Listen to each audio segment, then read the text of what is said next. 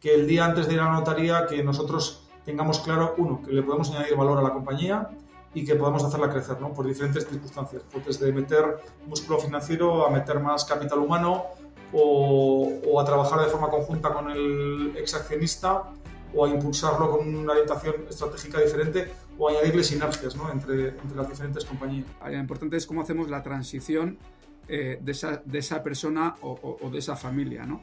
Entonces ahí lo que solemos hacer es un traje a medida, ¿vale? Porque de la noche a la mañana esa persona no puede desaparecer de la pyme, porque las pymes es como una telaraña, o sea, al final quitas algo y se cae todo, ¿no? Entonces hacemos una transición muy ordenadita para que fruto del cambio del capital la pyme no pierda valor, ¿vale? Bienvenidos al podcast de Dili. Rainmaker, las mejores historias de Money. Hola, bienvenidos a Rainmaker, el podcast de Dili. Soy Gerard García y hoy estamos con Marco Pineda y Javier Olavarri. Marco es director general de Mirai Investments y además está en el consejo de Kutxabank. Y Javier Olavarri, además de contar con 12 años de experiencia en el mundo del M&A en casas como Deloitte, lidera el área de inversiones de Mirai. Mirai es un ejemplo de inversión en el mundo PYME. En pocos años se han adquirido 30 compañías, invirtiendo algo más de 250 millones en sectores industriales que al final son clave en la economía española y con fuertes potenciales de consolidación, ¿no? Así que la primera pregunta es obligada, Marco y Javi. ¿Cómo surge la idea de pasar de una empresa siderúrgica, que es un poco el origen de Mirai, para crear la compañía y el holding que estáis actualmente liderando? Bueno, buenos días y gracias, Gerard. Bueno, en primer lugar, bueno, yo creo que nace como hay determinados atributos, ¿no? Por un lado de diversificación y por otro lado de un reto de construir lo que es una corporación industrial, porque el proyecto es un proyecto de inversión. Como proyecto de inversión, lo que bueno, engloba muchos atributos, ¿no? Y entre ellos la parte, nuestro pasado, digamos, industrial, que siempre decimos que tenemos, vamos a decir, cabeza financiera, pero corazón industrial, ¿no? Y en ese sentido, bueno, pues montamos una hoja en blanco. Con una hoja en blanco dijimos, oye, vamos a construir un proyecto de inversión como consecuencia, digamos, de cierta capacidad de inversión y cierto reto. Y ese fue un poco el origen, ¿no? O sea, viene por un lado el atributo de la diversificación de otro tipo de actividades desde el punto de vista accionarial y como consecuencia también de un reto, vamos a decir, emocional de construir una corporación industrial de la nada, ¿no? Con un folio en blanco, ¿no? Y de ahí nace un poco Mirai, ¿no? Decimos, oye, aquí hay oportunidades, lo que es en el área de la inversión, nos gusta trabajar, nos gusta gestionar, nos gusta adquirir compañías y nos divertimos. Y bueno, y en ese sentido, pues más allá de otro tipo de proyectos que pueden ser más pasivos desde el punto de vista de la inversión o que pueden ser en otros ángulos como el inmobiliario o otros, pues nosotros venimos de una capa, vamos a decir, de empresas industriales de gestión y es un poco el reto, ¿no? Adquirirlas, hacerlas crecer e insisto, que ahí tienes determinados atributos que se conjuga un poco el reto profesional, la parte emocional personal y la línea de diversificación de un patrimonio, ¿no? Y de ahí nace lo que es Mirai y por eso Mirai lo que significa la palabra es futuro en japonés y esa es un poco nuestra ilusión, ¿no?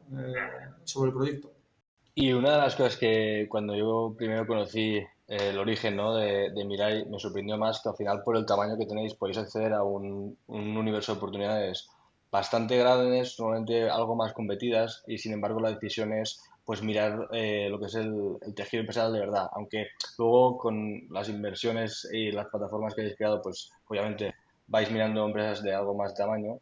¿Qué tamaños miráis? ¿Por qué os gusta el mundo pyme? ¿Y cómo enfocáis esa inversión o esa consolidación? Bueno, en primer lugar, yo creo que donde está el equilibrio, vamos a decir, en cuanto a la parte financiera y la parte estratégica, ¿no? Es decir, nosotros las adquisiciones, claro, cuando empiezas un proyecto de estos y pones la primera piedra, claro, la dificultad es máxima porque estás intentando que el árbol nazca recto desde el punto de vista de que vas adquiriendo empresas y esas empresas o tienes éxito en las primeras adquisiciones o quizás el proyecto no perdure en el tiempo, ¿no? Entonces, la primera parte quizás se englobó más en la parte vamos a decir, de oportunidad financiera, desde el punto de vista de que las decisiones van englobadas en una posibilidad, digamos, de un business plan y que en ese sentido que podamos aportar valor, y luego ya hemos ido virando el proyecto hacia una parte más estratégica, ¿no? Entonces, desde ese punto de vista, en la parte de las pymes, nosotros buscamos compañías con un EBITDA entre 2 millones de euros y 10 millones de euros, es decir, en el cual, bueno, también en la medida de la diversificación, en la medida que podamos hacer varias adquisiciones, si hay una adquisición que nos va peor de lo esperado, pues bueno, que no tengas un riesgo sistémico en el cual te pueda tirar todo el portfolio abajo, ¿no? Con lo cual vas creciendo con un crecimiento sostenible poco a poco y en ese sentido pues vas poniendo piedra para hacer grande el proyecto, ¿no? Y eso es un poco donde estamos ahora, ¿no? Estamos más o menos en la mitad, digamos, en el ecuador de la longitud del proyecto, por lo menos de esa primera fase, o ese primer reto en el proyecto, ¿no? Y luego, sobre todo, que para nosotros el tema de la adquisición es absolutamente clave. Es decir, que donde intentamos añadir valor es en varios sitios, pero desde luego que el día antes de ir a la notaría, que nosotros tengamos claro, uno, que le podemos añadir valor a la compañía y que podamos hacerla crecer, ¿no? Por diferentes circunstancias, pues desde meter músculo financiero a meter más capital humano o a trabajar de forma conjunta con el exaccionista o a impulsarlo con una orientación estratégica diferente o añadirle sinergias, ¿no? entre las diferentes compañías. Entonces, sobre todo, que podamos aportar valor a las compañías en diferentes ámbitos y que nos veamos reflejados, digamos, en la adquisición, porque comprar por comprar tampoco, y tampoco intentamos comprar con un ángulo únicamente financiero, sino que la parte financiera y de adquisición y, vamos a decir, de oportunidad es uno de ellos, pero que le podamos añadir valor en el futuro. Y ahora has mencionado que estáis en el Ecuador, ¿no? Del proyecto. ¿Hacia dónde veis, o sea, evolucionar el holding o Mirai en 5 o 10 años a nivel de sectores, a nivel de proyectos? ¿Algún horizonte que podáis dar pinceladas? Bueno, yo contesto igual una parte y Javi puede contestar otra. Primero, desde el punto de vista de horizonte estratégico, antes he dicho una cosa clave, que yo creo que el crecimiento tiene que ser sostenible, con lo cual no podemos crecer de forma desorbitada ni en tamaños de compañía, ni en número de adquisiciones en cada uno de los años, para que las cosas tengan su senda lógica y su línea ascendente, pero equilibrada, ¿no? O sea, no podemos, si estamos comprando de repente compañías entre 2 y 10 millones de EBITDA, no podemos de repente hacer una adquisición, no sé, de 20 millones que nos pueda alterar con un riesgo sistémico a otras, ¿no? Y luego hay añadas, hay también un tema muy sensible que es la propia integración de las compañías, es decir, el integrar una compañía que el post notaría, vamos a decir, una vez de que has adquirido la compañía, eso lleva muchísimas áreas de gestión internas, que desde temas de TI, temas de estructura, temas jurídicos, temas de comunicación, temas muy sensibles en diferentes ámbitos. Entonces, si tú en vez de adquirir 4 o 5 compañías, que es lo que hacemos al año, adquirimos 10, pues evidentemente tenemos un riesgo de estrangulamiento, ¿no? Entonces, nuestro crecimiento creemos de que va a ser ascendente. También lo que llamo yo los tamaños de lote, es decir, si nosotros miramos entre 2 y 10 millones de EBITDA, bueno, pues igual en la primera fase hemos estado haciendo operaciones de entre 2 y 5 y ahora quizás toque entre 5 y 10, pero también dentro de una lógica creciente, pero sin romper la baraja, ¿vale? Entonces, bueno, nuestra idea es llegar a 60 millones de EBITDA dentro de 2 años, ¿vale? Uh-huh. Y bueno, y a 100 en 2030, ¿no? A priori, nosotros no buscamos una rotación del activo, es decir, lo que buscamos es reinvertir lo que es los beneficios y que nos permitan seguir creciendo, ¿no? Y con una estructura, digamos, óptima de financiación. Eso en cuanto al macro. Y en cuanto al micro, pues Javier os puede dar detalles. Sí, bueno, o sea, al final nosotros al año, para que os hagáis un orden de magnitud, analizamos en torno a 200 compañías, ¿no? Entonces dices, joder, ¿cómo vosotros decidís entrar en un lugar o en otro o de qué manera habéis decidido entrar en X verticales u en otras, ¿no? O sea, al final hay que entender muy bien de dónde venimos, ¿vale? Venimos de activos industriales con cierta concentración en algunos sectores. Entonces, esto dentro de nuestro DAFO hace que a nivel de fortalezas que tenemos, sabemos gestionar activos industriales con un proceso industrial, un working capital, un CAPEX, una materia prima con una cierta volatilidad, insumos, personas, y eso nos da una capacidad de gestión. Tenemos una fuerte capacidad financiera y como debilidades quizás que en el activo originario pues tenemos una cierta concentración en sectores como automoción, ¿no? Entonces, nosotros cuando nos vienen las oportunidades, lo que buscamos es dentro de nuestro DAFO, que a día de hoy tenemos, pues tratamos de mitigarlo, pues buscando activos que por un lado sepamos gestionar con esas características que hemos comentado, pero por otro lado que nos lleven a sectores distintos a los que hemos estado hoy para hacer que la corporación industrial a nivel de ciclos pues esté muy diversificada y seamos más fuertes, ¿no? Luego también venimos de una industria muy pesada donde han sido muy intensivas en CAPEX y también prestamos mucha atención a la conversión en caja que tienen los negocios, ¿no? Entonces, cuando nos vienen las oportunidades, hacemos un análisis, por un lado, un micro, pero luego también lo que vemos es, a nivel de gestión, ha comentado antes Marco, ¿no?, que hemos comprado 30 empresas. Si cada empresa fuese de su padre y de su madre, la complejidad de la gestión sería muy alta, ¿no? Entonces, lo que buscamos es, aparte de que en el micro concuerde bien con el DAFO que hemos comentado, también hacemos un análisis del propio sector en sí, de decir, oye, y desde aquí, aparte de orgánicamente desarrollar esta pyme, inorgánicamente, ¿qué podemos hacer, no? Entonces, a día de hoy tenemos creo que 4 verticales, fundamentalmente, que hemos sido capaces de entrar en pymes que considerábamos líderes cada una en su sector y desde ahí desarrollarlas orgánicamente e inorgánicamente, ¿vale? Lo que ha comentado Marco, hemos creado equipos de gestión en cada una de las plataformas para que sean capaces de absorber la complejidad de las diferentes pymes y generar sinergias entre ellas, ¿no? Entonces, esas 4 verticales a día de hoy son una realidad. Hay 2 de ellas que ya son muy maduras, son líderes en sus sectores, ¿vale? Desde una pyme hemos creado grupos de más de 100 millones de facturación y más de 500 empleados en 2 de estos casos y que a nivel estratégico nos diversifican muy bien de donde veníamos, ¿no? Entonces, ¿qué vemos en los próximos años? En los próximos años vemos que hay otras 2 verticales que están a medio andar, que están en mitad del camino y que tenemos que seguir haciendo el recorrido que hemos hecho en las otras 2, ¿no? Cuando eso haya terminado, ya habremos conseguido el objetivo original de la primera fase, que era conseguir duplicar el activo originario Sidenor vía diversificación en pymes, habiendo creado 4 verticales en sectores muy, muy distintos. Después de eso, pues nos sentaremos y reflexionaremos.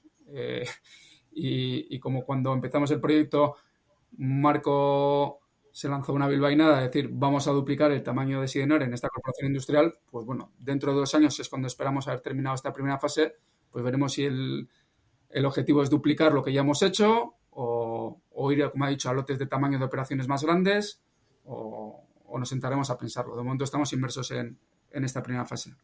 ¿Vale? Muy interesante, ¿eh? Una pregunta que me surge cuando estáis hablando es el momento de decidir, claro, en qué sectores o en qué verticales empezar.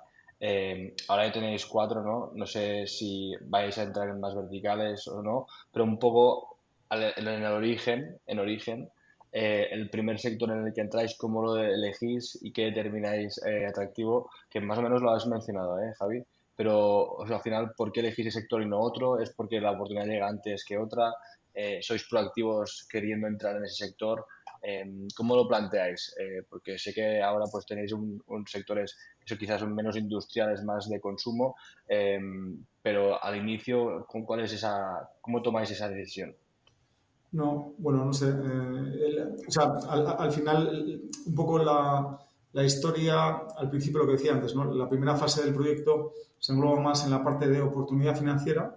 Vale. Y luego, oportunidad financiera, me refiero, no me refiero a que aquí nadie da 2 o 4 pesetas, está claro, pero me refiero a que desde el punto de vista de negocio, en la parte económica, esperamos unos flujos que nos retornen de forma rápida el payback de la inversión, ¿no? Entonces, nos encontramos con una operación que luego quizás Javi la detalla, ¿no? Pero más que entrar en un sector concreto, es que la primera operación salga bien desde el punto de vista económico. Porque si no sale bien, no hubiéramos hecho 30 operaciones, ¿no? Entonces, ahí estábamos más en la parte económica. Ahora hemos virado el modelo hacia un modelo más growth, hacia un modelo menos value, más growth y con más crecimiento económico o con unas perspectivas de crecimiento económico más relevante. Yo creo que yo soy amigo de los equilibrios, es decir, no creemos ni que la solución es ir a un modelo o a otro, pero que tiene que tener un poco de todo, ¿no? Entonces, bueno, también gracias a esas a esos inicios, pues hoy tenemos capacidad de invertir en otros modelos con una orientación más estratégica y, por lo tanto, quizás con un múltiplo más elevado. Y bueno, y en función de ese equilibrio, pues es como construimos el modelo, ¿no? Pero las primeras, evidentemente, nos tuvimos que fijar en que el payback fuera rápido para seguir seguir invirtiendo en futuros activos, ¿no? Y bueno, Javi también estuvo en la primera adquisición y te puede contar. Sí, yo coincido contigo en el equilibrio, ¿no? Claro, nosotros inicialmente nacimos de un activo y hablábamos antes del DAFO de ese activo, ¿no? Entonces el equilibrio era moverse hacia algo que se pareciera a nivel de gestión, porque queríamos ser prudentes y saber gestionar algo que se pareciera a eso, pero a la vez que nos diversificara en sectores destino distintos, ¿no? Yo creo que en esa fase 1 ya lo hemos conseguido. Claro, dices, vale, hemos conseguido ese equilibrio a nivel sectorial, ¿no? A nivel de sectores destino. Pues igual el siguiente paso es lo que ha dicho Marco, igual a sectores o a activos más growth, igual menos industriales, más de servicios, más tecnológicos, para darlo todavía más equilibrio a la cartera, ¿no? Porque a día de hoy la corporación industrial que tenemos es muy, muy industrial. Hemos conseguido que esté diversificada y equilibrada, pero igual lo que tiene sentido a nivel patrimonial es que el siguiente paso pues vayamos hacia algo más growth, ¿no? Luego, Marcos decía que eran oportunistas, pero más que oportunistas eran reactivas, ¿no? Es decir, te venía algo encima de la mesa y tú con un factor de prudencia, que ahí está el punto quizá del oportunismo, tú lo analizabas, pero siempre ha tenido un componente estratégico en el sentido de operación que venía, lo contrastábamos con el DAFA que teníamos y decía, ¿nos hace sentido? ¿Sí o no? Sí, vale. ¿Y nos hace sentido en esa estrategia? Sí. Y desde aquí podemos crear algo que sea más grande. Digo, por lo que decíamos antes, que a nivel de gestión el viaje merezca la pena y hacíamos siempre un análisis muy de, oye, vamos a analizar si en este sector podemos crecer inorgánicamente adquiriendo pymes, ¿no? Entonces, la primera operación que me animaba Marco a explicar, por ejemplo, que le hicimos en el 2019, fue la primera, es una empresa a la que tenemos mucho cariño porque está en nuestro territorio, está en Vizcaya, y era una empresa que había entrado en concurso de acreedores, ¿no? Entonces, nosotros lo que vimos es que era una empresa industrial con máquinas, working capital, trabajadores, sectores destinos de lo más diversificados que te puedas hacer a la idea, pues va desde ferrocarril, temas arquitectónicos singulares, temas de consumo, va en todos los sectores de la economía que nos podamos imaginar y además con una optimización de clientes donde el principal cliente pesa un 2%, ¿no? Entonces, eso, joder, decíamos, lo vamos a saber gestionar, sabemos la razón por la cual ha llegado al concurso, que es un problema de balance, no es un problema de cuenta de resultados, y nosotros reestructurándolo a nivel de balance, porque a nivel de personal y a nivel de cuenta de resultados le dimos una continuidad muy buena, pues la cogimos y la sacamos adelante. Entonces, eso fue satisfactorio a nivel emocional para el equipo, porque pues, al final le da salida a, pues en este caso eran 90 familias que están allí trabajando, y desde ahí lo que hemos creado es, joder, era un sector donde hay una fragmentación de pymes muy potente y desde aquí hemos adquirido 6 pymes, ¿vale? Y hemos conformado un grupo de 130 millones de facturación y 15 de EBITDA, con más de 600 trabajadores, ¿no?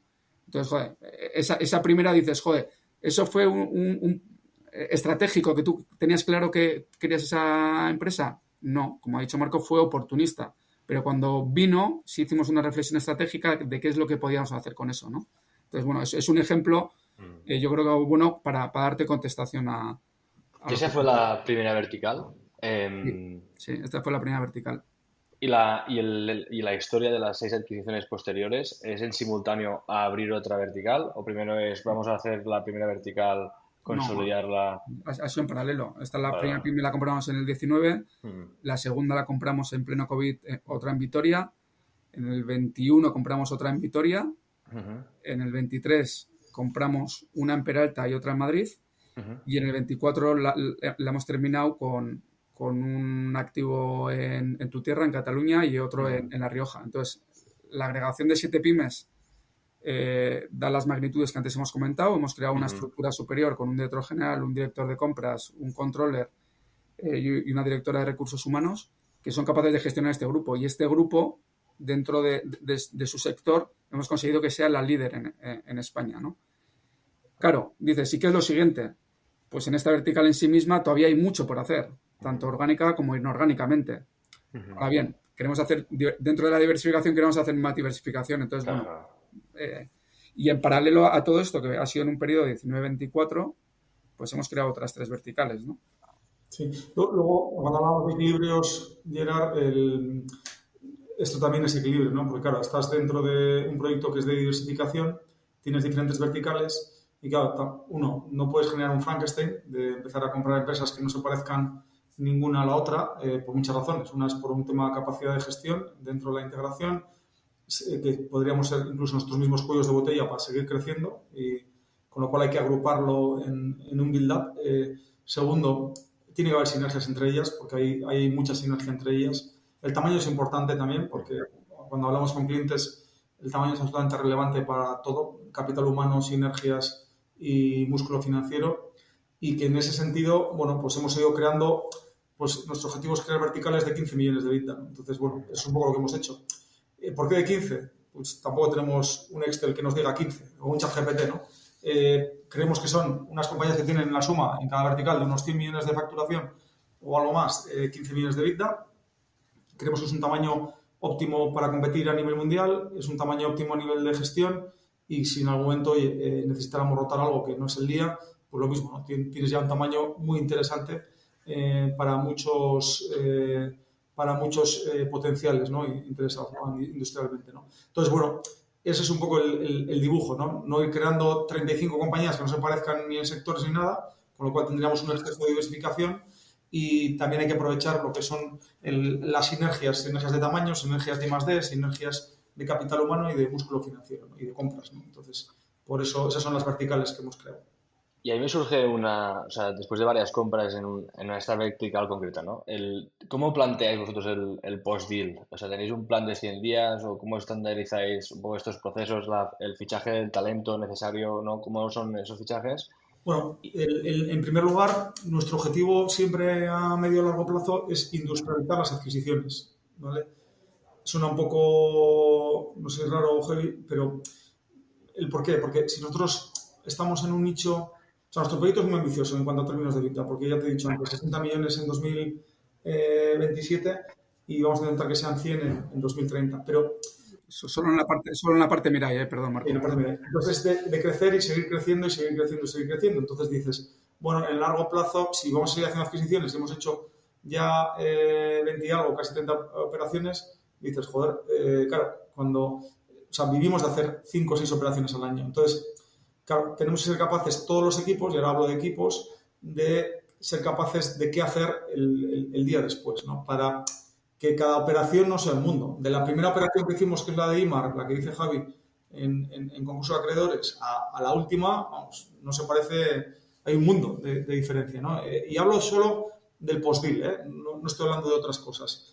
O sea, funcionamos como si fuéramos un equipo de natación sincronizada, es decir, cuando al día siguiente después de la notaría, hay un equipo de TI, de informática, que sabe perfectamente que tiene que ir allí y tiene que hablar de los sistemas y tiene que tomar decisiones de los sistemas, y los sistemas tienen que ser homogéneos, y las licencias, y etcétera, etcétera, etcétera. En la parte de branding o comunicación, pues lo mismo, ¿no? En la parte de finanzas, pues hay que coger el control de la caja, y ya sabe todo el mundo qué tiene que hacer. O sea, en definitiva, es una especie de gobierno corporativo a lo bestia, en el cual tenemos que coger el control y meter, vamos a decir, incluso en cintura, por decirlo de alguna forma, a la compañía, de qué decisiones se tienen que tomar en la compañía, qué decisiones no se pueden tomar en la compañía y que le corresponden más al accionista. Bueno, o sea, ese equilibrio de poderes y de actitudes. Entonces, esos 100 días posteriores, nosotros desembarcamos en la compañía. Tenemos también una serie de personas del equipo de Money que trabajan como si fueran los paracaidistas, ¿no? Es decir, que el día siguiente están en la compañía, ¿no? Con lo cual, eso es la parte que es el perímetro, digamos, del equipo Mirai, ¿vale? Insisto, equipos de TI, equipo de recursos humanos, equipo de comunicación y equipo de Money, bueno, y equipo financiero, ¿vale?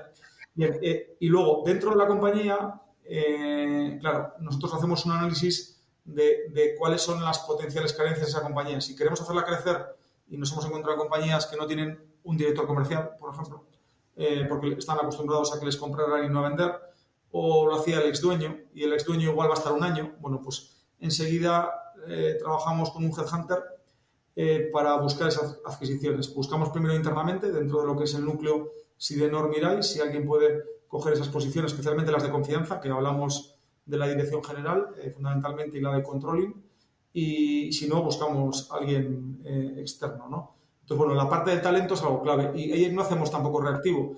Ahí lo que intentamos es como si fuéramos cantera. O sea, yo tengo muchas entrevistas que no están asignadas a ninguna adquisición. Es decir, no compramos una compañía y luego buscamos a alguien, sino que tengo en el radar de forma continuada con diferentes headhunters que nos pasan CEOs o controles para potenciales adquisiciones. Bueno, pues en función de eso las tenemos en el cajón y las sacamos, ¿no?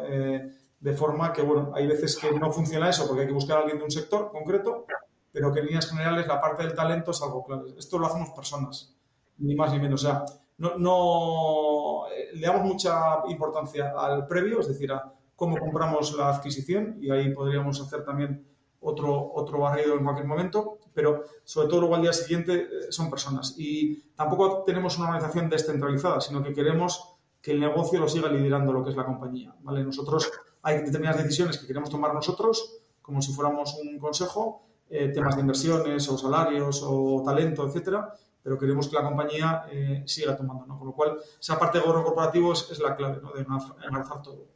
Sí, yo aquí, Gerard, por agregar dos cosas a Marco, una es la última que ha dicho, ¿no? Da la sensación de que entramos como un elefante en una cacharrería y nada más lejos de la realidad. O sea, al final lo que hacemos es a nivel de gobierno corporativo, eso es un must y eso lo cogemos en el minuto 1, pero no entramos como una gran multinacional que paraliza a la pyme. O sea, esto aporta a la pyme y a la pyme no la bloquea. O sea, al contrario, le liberamos de cierto trabajo de backup, ¿vale? Y trabajamos, pero luego toda la parte industrial y comercial, la que la lidera, como ha dicho Marco, es de una manera descentralizada la propia pyme. O sea, los que toman esas decisiones comerciales, operativas, industriales del día a día, esa sí la dejamos en la pyme. Es cierto que como ya entran en grupos superiores, hay unas ciertas estrategias industriales comerciales que se comparten dentro de esa dirección que hemos creado en cada grupo, pero no bloqueamos, ¿no? Y luego, el segundo punto es que al final las pymes suelen ser muy personalistas, ¿no? Entonces, la persona que ha estado liderando la pyme, que en general suele ser el vendedor, ¿vale? Son personas que han cogido un negocio y lo han desarrollado. Pues bueno, el día que nosotros llegamos allí, tienen la discusión de, oye, ¿cómo gestionamos la transición en el capital? Que esa es más sencilla, pero lo importante es cómo hacemos la transición de esa persona o de esa familia, ¿no? Entonces ahí lo que solemos hacer es un traje a medida, ¿vale? Porque de la noche a la mañana esa persona no puede desaparecer de la pyme, porque las pymes es como una telaraña, o sea, al final quitas algo y se cae todo, ¿no? Entonces hacemos una transición muy ordenadita para que fruto del cambio del capital la pyme no pierda valor, ¿vale? Y eso es un traje a medida que afecta también a las formas muchas veces que tenemos de entrar en la compañía, ¿no? Porque, oye, pues da lugar a que durante unos años las personas que están y que nos van a acompañar, pues dejen un cierto derecho económico pendiente en función de los resultados y de la involucración que van a tener en los años siguientes, ¿no? Y a nivel de marcas y demás, entiendo que al final tenéis las verticales tienen su propio nombre, van evolucionado hacia un nombre un poco más comercial, más grupo, dentro de sus sectores concretos. ¿Cómo gestionáis, mantenéis diferentes sociedades que consolidan en esa vertical? Al final estáis un tiempo, unos años, hasta que están todo ordenado y están cómodos con el enchufe final, ¿no? A nivel societario, a nivel marca lo mismo, o sirve que tengan diferentes marcas porque quizá tienen diferentes actividades. ¿Cómo es esa gestión posterior a la adquisición, más de a nivel societario? ¿Cómo lo planteáis? Bueno, a ver, lo primero es que nosotros en términos generales estamos comprando siempre el 100% de las compañías, ¿vale? Y las integramos al 100% en las holdings que tenemos creadas para cada vertical, ¿vale? Cada vertical es un grupo en sí mismo, ¿vale? A nivel de marca hay 2 verticales que ya son maduras y que ya hemos hecho renombre del grupo, ¿no? En un caso es el grupo de transformación metálica, que lo hemos llamado Inometal, y las 7 pymes están dentro de un grupo de Inometal, y lo que tratamos es que se nos vea como un grupo. Y en el grupo de electrónica hemos creado un grupo que se llama Omnia, ¿no? Entonces lo que tratamos es, pues, de al cliente ir a ofrecerle a nivel grupo, no a nivel de pyme individual, un full service, ¿vale? Entonces, en este caso sí hemos creado una estructura por encima, como hemos comentado, hemos creado una marca por encima, como hemos comentado, hemos creado una serie de estrategias de producto y de sinergias industriales para ser implementadas, y al final esto ya son más que en el tema del metal 7 pymes, o en el tema de la electrónica 6 pymes, son 2 grupos. 2 grupos, ¿vale? Sí. Y queremos que se vean como el grupo Inometal y como el grupo Omnia. En las otras 2 verticales, que van un poco más retrasadas, el punto final al que llegaremos entendemos que tiene que ser el mismo, ¿vale? Vale. Y a nivel de gestión, claro, porque vosotros desde Mirai al final tenéis que tener como una especie de control a 30 compañías, aunque sean, luego forman parte del grupo, ¿no? Pero ¿cómo planteáis esa gestión desde Mirai? Entendiendo que hay conexiones, son reuniones semanales con la dirección, pero un poco cómo es el día a día de la gestión de un portfolio de empresas como el que tenéis actualmente. Bueno, pues buena pregunta. A ver, claro, nosotros hemos ido creciendo, las primeras compañías necesitaban una cosa y ahora necesitan otra, o de alguna forma hemos necesitado ir evolucionando en muchos ámbitos, ¿no? Primero, dentro del propio M&A, que también aplica a la gestión, es, bueno, el equilibrio también de los equipos es relevante. Quiere decir que de tener experiencias como la de Javi, ¿no? Que viene de una Big Four auditoría, a luego ver que necesitamos a alguien industrial, como una persona que es Iñaki Ruiz Virto, ¿no? Por ejemplo. O que necesitamos a alguien en la parte estratégica, como es Alberto Bastida. O Iñaki Recalde en la parte fiscal. Quiere decir que al final intentamos primero que los equipos de M&A todo el mundo hable de todo, que creo que es lo más enriquecedor para todos, para el proyecto y para los profesionales y para su futuro y para el futuro del proyecto, con lo cual en ese sentido nos complementamos entre todos, ¿no? O sea, el trabajo en equipo es fundamental y el conocimiento de todos es clave, ¿no? Por ejemplo, no sé, el otro día estaba yo con Iñaki Ruiz Virto en una operación, ¿no? Que además es la que está sonando mucho, ¿no? Y hablábamos de circulante y él decía, bueno, es que me he ido reeducando con un espectro muy industrial, muy ingenieril, a un aspecto mucho más financiero y mucho más equilibrado. Digo, mira, eso es lo que quería el primer día que te conocí, que entre unos años hablaras de circulante y hablaras de CAPEX y hablaras de deuda, como podemos hablar nosotros. Evidentemente tenemos más conocimiento los que venimos más de una experiencia financiera, pero su enriquecimiento es brutal, ¿no? Desde el punto de vista del conocimiento industrial y financiero, ¿no? Y bueno, y viceversa, ¿no? Entonces, eso es la parte de M&A. En la parte de la gestión, que a la medida que hemos cogiendo más compañías, la vida no nos da. Entonces yo me daba cuenta y digo, joder, pues es que ahora estoy hablando cada día más en la parte de gestión y soy yo propio cuello de botella para seguir creciendo. Entonces es cuando hemos ido creando estructuras intermedias, ¿no? Que es un poco lo que decía Javier, ¿no? Hemos creado un director general del grupo Inometal, que es Cristina Segura, a su vez un controller, que es Ibai, a su vez un director de operaciones y un director de compras. Y en la parte de Omnia lo mismo. Con lo cual, uno, van a atender mucho mejor que yo a las operaciones, porque van a dedicar mucho más tiempo y se necesita. Claro, gestionar una compañía de 110 millones de euros de facturación con 600, 700 personas, es evidente de que yo no lo puedo hacer en mis ratos. Con lo cual, hemos ido creando estructuras para seguir creciendo y no ser nadie cuello de botella. Y que en ese sentido, pues todas las funciones estén representadas, digamos, ¿no? Y también dotarlas de carácter de grupo, ¿no? Entonces, bueno, y luego en el perímetro hay gente que ayuda a ese núcleo de la dirección, ¿no?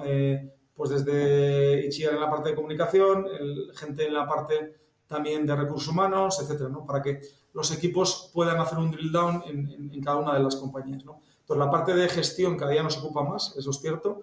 Yo trabajo mucho en la parte de M&A, pero también yo creo que dedicaré, pues, igual 50-50 en cuanto a la parte de gestión. Y en la parte de gestión siempre hay temas que hacer. Hay verticales que están creciendo y lo mismo, hay que ir haciendo esa estructura, esa plataforma de poner un director general del grupo, por ejemplo, en la parte de cosmética o en otras partes, en otras verticales que van creciendo, se van haciendo grandes. Bueno, pues hay que dotarlas otra vez de gobierno corporativo y de capital humano, ¿no? Y luego hay que ir delegando, ¿no? Y bueno, y hay que dar también paso para atrás. Es decir, ese es otro tema también importante, ¿no? Que a los equipos les digo, mira, tenemos que seguir creciendo. Y seguir creciendo también a veces significa ceder poder. Entonces, hay que ser también generoso e ir dejando, trasladando conocimiento a otra gente para estar en otros sitios. O sea, siempre digo que tenemos que ocupar el espacio que nadie ocupa. Entonces, eso implica definir verticales nuevas, que antes preguntabas. Bueno, pues yo le digo a mi equipo, hay que pensar este año las verticales del futuro. No sabemos cuáles son. Hemos hablado de todo. Hemos estado a punto de entrar en una operación muy grande de madera, estamos con el tema de los trenes, hemos estado con temas de plástico, por ejemplo. Bueno, y nos imaginábamos hace 5 años que eso podía ser parte de nuestras vidas, ¿no? Hoy en día tenemos incluso verticales ya formadas, que son pequeñas, que ni nos imaginábamos, pues temas de cosmética, por ejemplo, u otras, ¿no? Bueno, pues tenemos que, o sea, nuestro trabajo siempre quiero que sea creativo y siempre descubriendo nuevos mundos, ¿no? Y cuando veo que hay equipos que están estancados, digamos, dentro de una parte de rutina, nada, hay que cambiar. Entonces, de eso vivimos, ¿no? Vivimos de la creatividad y, por supuesto, venimos a divertirnos. Eso es un poco el must de todo esto. Y con toda vuestra experiencia esta de adquisiciones, al final originar, analizar, valorar, negociar y demás, ¿hay algunas anécdotas que os hayan sorprendido, ¿no? En algún proceso de estos que haya salido o no haya salido? Para explicar, para poder dar luz a cómo suelen ser estos procesos, ¿no? Cuando lo vas a hacer de manera industrial, siempre te encuentras alguna cosa que dices, hostia, ¿cómo me puedo encontrar esto, no? O ¿cómo me pueden responder así? Que podéis destacar. Anécdotas habrá infinitas y que se puedan contar, pues, algunas de ellas, ¿no? Yo diría que al final las operaciones en las pymes, el componente emocional de conexión comprador-vendedor es fundamental. Es fundamental. O sea, nos hemos encontrado cosas de lo más variado, ¿no? Desde empresas donde ha fallecido el fundador y lo han heredado los hijos, donde no tienen una capacidad o no tienen una ambición de seguir liderándolo, ¿vale? Que le da un componente emocional a la operación brutal, a empresas que han sido creadas por gente desde la nada y que el apego que tienen al activo y a las personas con las que están trabajando, que esto es lo más habitual, pues es muy alto, ¿no? Y de hecho creo que eso es un diferencial de nuestro frente a otros, ¿no? Al final el que nos ven pues como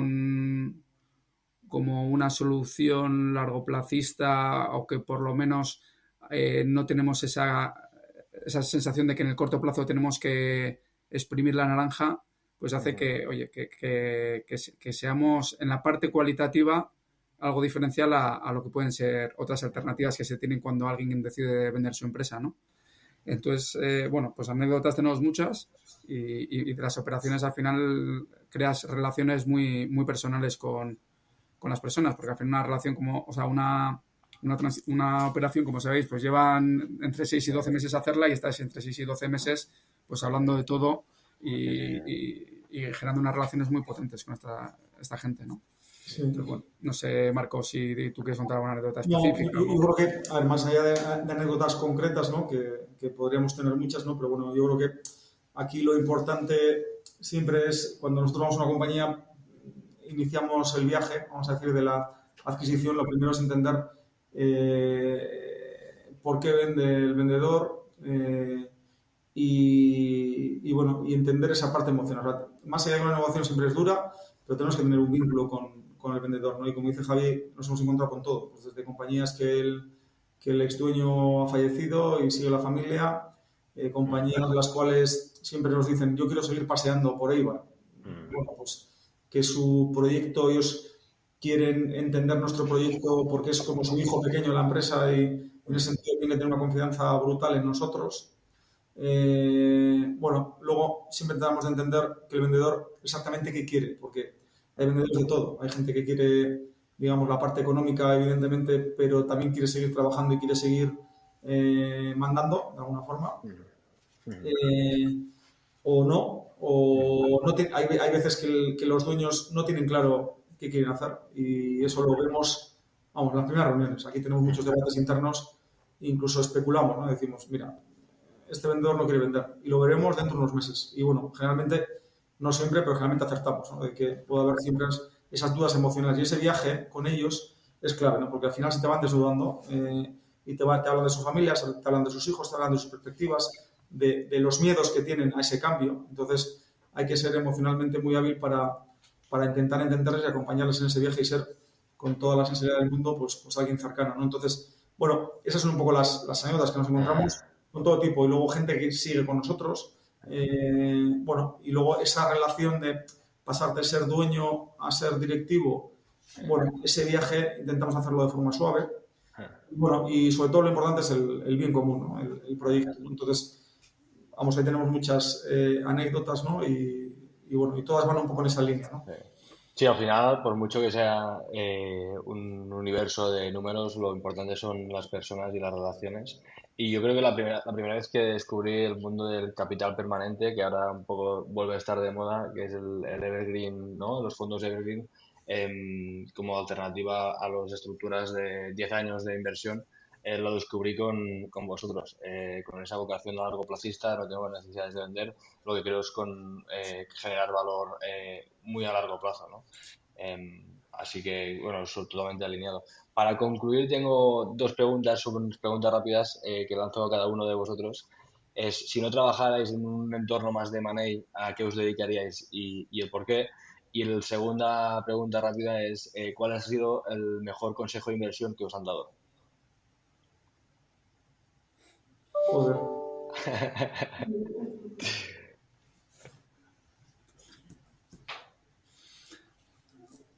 Bueno, mira, el mejor consejo de inversión, no sé consejo de inversión, pero vamos, ratifica un poco nuestro pensamiento. Me acuerdo además, yo estaba con Javi, creo, y hablamos con... Vas a hablar de que el 80% del valor, ¿vas a decir eso? Sí, Sí. creemos y que el 80% Ya. del éxito está eso lo dijo Igor Chacartegui, este está en platino. Platinum.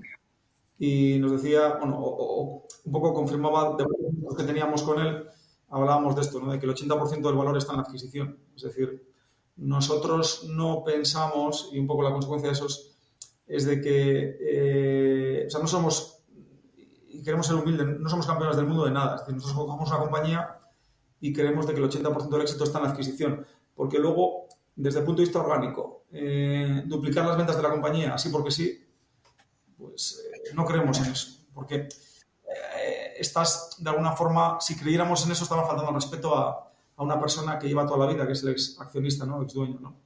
Y que sabe infinitamente más que tú, ¿no? Entonces, bueno, yo creo que eso es un poco nuestro leitmotiv, ¿no? Es decir, que nosotros intentamos comprar las cosas con un ángulo en el cual, ¿qué podemos aportar? Pero de forma limitada y que tienen que ser cosas que sean muy claras, ¿no? Desde sinergias en compras o sinergias humanas, pero sobre todo la adquisición. O sea, el previo a la adquisición, desde el punto de vista de financiación, de estructura de precio y desde el punto de vista de muchas cosas, para nosotros es donde está la clave, ¿no? Y a partir de ahí nos hemos encontrado con todo, con cosas que me han ido mejor y cosas que han ido peor, con lo cual yo creo que ese sería de los mejores consejos, ¿no? Muy buen consejo.